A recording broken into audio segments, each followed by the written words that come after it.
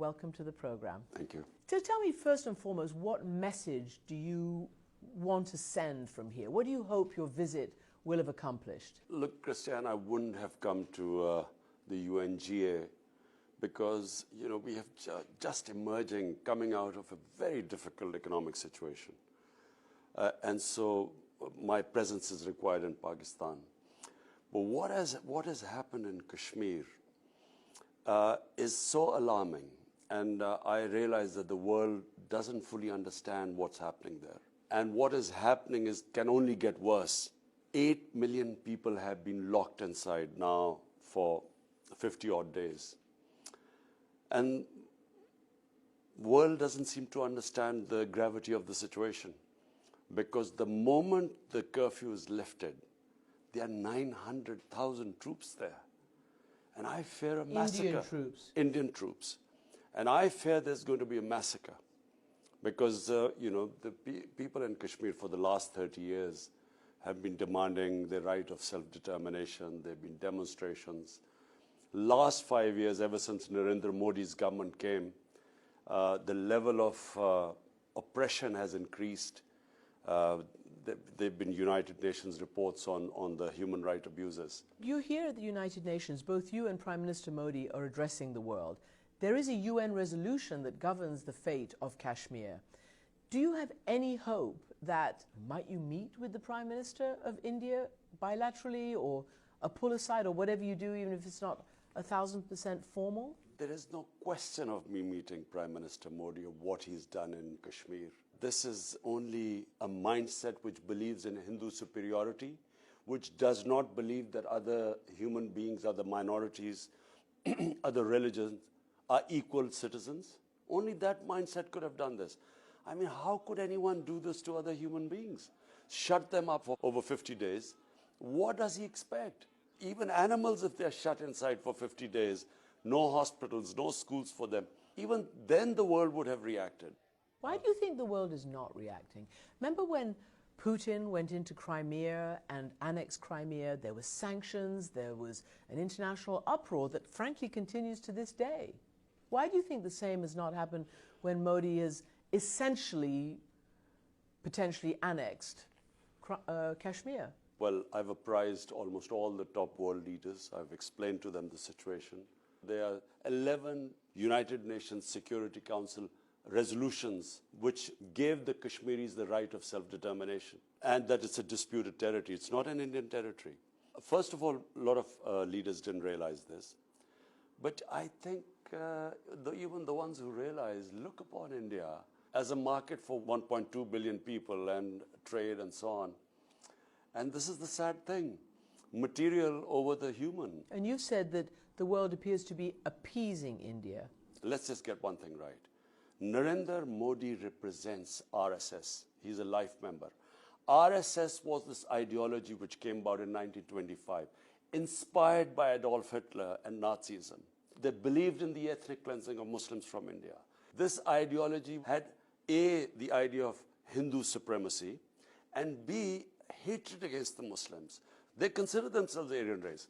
So this racial superiority ideology, it was responsible for the assassination of Mahatma Gandhi, who they believed was soft on Muslims. It was banned 3 times in India as a terrorist organization. These extremists have taken over India. Now, he is a very good friend and ally of President Trump. And President Trump, in fact, speaks warmly of both of you.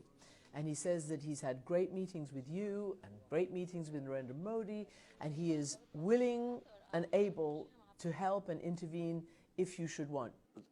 President Trump, head of the most powerful country in the world, he's best placed to do something about this. At the moment, he's saying, Narendra Modi, I want to help, but Modi doesn't want it. Why doesn't Modi want it? Because the moment this becomes internationalized, other countries come in and mediate, they will realize that the poor Kashmiris were denied the right for self-determination. And they will know what the human rights abuses are, which are going on in Kashmir. It's massive security forces which have locked in these people. So Narendra Modi does not want any outside people to mediate.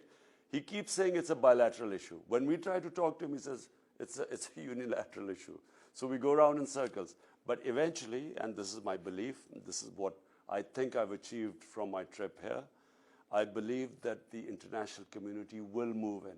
They will have to, because this is going to become a flashpoint. And of course, for people outside, and maybe even for you all inside, everybody's very aware that you're both nuclear powers, that there have been wars fought between you over this very issue in the past, and they're concerned that this might, as you say, become a flashpoint, but a terrible flashpoint. What can you say about what would your reaction be? How far are you prepared to go? Christiane, that's why I'm here. If it was just something which would have remained localized between India and Pakistan, even if a conventional war, the world is not really pushed about it. But this can go out of control, and I'll tell you how. What the narrative of Narendra Modi's government is that the Kashmiris actually want this. This whole thing has been done to make Kashmir prosperous and develop. And Pakistan is the spanner in the works by sending in terrorists. They're already accusing us, I think, They are saying it again, the military chief, that 500 camps are being used and Pakistan is mobilizing militants in Kashmir, terrorism. This was predictable. Why are they saying it? Because they want to divert the world's attention from what is going to be a massacre. So to divert the attention, this is the mantra that it's Islamic terrorism. And Islamic terrorism since 9/11 has meant that the world just looks the other way. You can violate all the human rights. You can do anything of those people by calling them Islamic terrorists. That's what India has done, Narendra Modi. My point is, what is Pakistan going to get out of this by sending in 500 terrorists? There are 900, almost 1 million troops there. What are they going to do there? Only thing they will do is that they, on the pretext of going after terrorists, there would be more oppression of the people of Kashmir. And secondly, they will divert the world attention towards Pakistan. And so I have specifically told Pakistan, people of Pakistan, anyone going into Kashmir will be an enemy of Pakistan and enemy of Kashmiris, for the reasons I've just told you. This is the first time two nuclear-armed countries are face to face. If this goes like it happened in February, I mean, we immediately returned the pilot when we shot down the plane, because we didn't want any escalation. And actually the world thought that you had behaved very responsibly in pulling back from that break. And I told the Indian public also, I said, look, if this goes further, it will soon spiral out of control beyond my hands and your Prime Minister's. And guess what, Narendra Modi, once we returned the pilot, his entire election campaign was that Pakistan is so scared of me that they immediately returned the pilot, and I'm going to teach Pakistan a lesson. And this was a trailer. The film is about to start. The whole election campaign was this jingoism, this whipping up hysteria, war hysteria against Pakistan, and he swept the elections. In 6 years, India has changed, and I fear it is going to change even more rapidly. That's why I call it appeasement, because the world should take a stand. You do not, in this day and age, put 8 million people in an open jail, surround them by 900,000 troops. There are also other huge flashpoints going on, even around your neighborhood, and that is the tension now between Iran, the United States, Saudi Arabia, and the countries over there.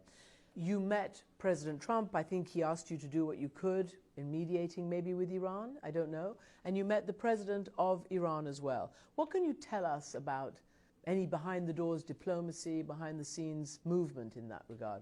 Well, firstly, Christiane, it's so important that this conflict does not take place. Because apart from anything else, I mean, we already have Afghanistan on one side, this Indian problem on the other side. Last thing we want is a conflict on the other border in Iran and US and possibly Saudi Arabia, UAE. It'll be a nightmare for us. We are coming out of this very difficult situation where we had a massive current account deficit and we're just getting ourselves right. If the oil prices again shoot up, I mean, not only us, it's going to affect so many countries in the world, probably cause more poverty. And God knows how long it will go, because, so dangerous when people say that, it will only be a short war. To be fair to President Trump, all his instinct is against the war. Yeah. I know there are people pushing him. I feel this will be awful once it starts. So we should do everything to stop it. And I'm trying my best. I spoke to President Rouhani. And let's see how it develops. At the beginning, you were talking about the dire financial straits that Pakistan has been in, that you really should be there because you've got a major economic crisis which you're trying to fix. You were against an IMF intervention or IMF assistance, and then you accepted it. Why have you decided that going for the IMF is a better course of action? Christiane, we inherited the biggest current account deficit in our history. It was such a huge gap that until we fixed our, increased our exports, curtailed our imports, there was a time lag. In that time lag, we had to service our debts. We had to service $10 billion worth of debts which had been accumulated by the previous government. How are we going to do it unless we didn't go to the IMF?